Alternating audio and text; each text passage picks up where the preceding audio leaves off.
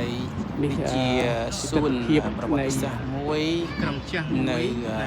កូលីយ៉ូមីរ៉ាដាដែលធ្វើឡើងតាំងពីឆ្នាំ1946ហើយរក្សាមកដល់ឆ្នាំ2009បាទហើយសួនប្រវត្តិសាស្ត្រនេះយើងគិតថាប្រហែលជា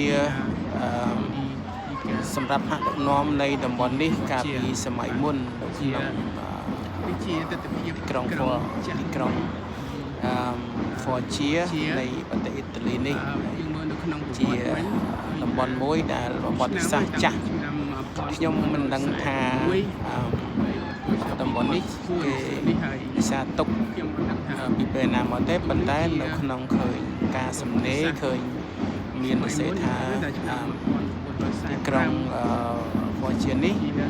តាំងពីឆ្នាំ1946មកដល់ឆ្នាំ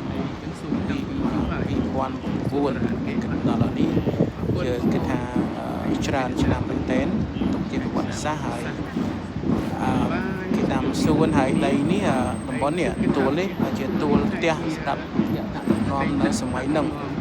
បាទហើយខ្ញុំអត់ដឹងថាគេសាងសង់មកដើម្បីទុកជាប្រវត្តិសាស្ត្រសម្រាប់កូនចៅគេជំនាន់ក្រោយនៅអ៊ីតាលីនេះបាទសូមអរគុណសូមបងប្អូនជួយចុច Subscribe បាទព័ត៌មានបន្តទៀតសូមអរគុណច្រើន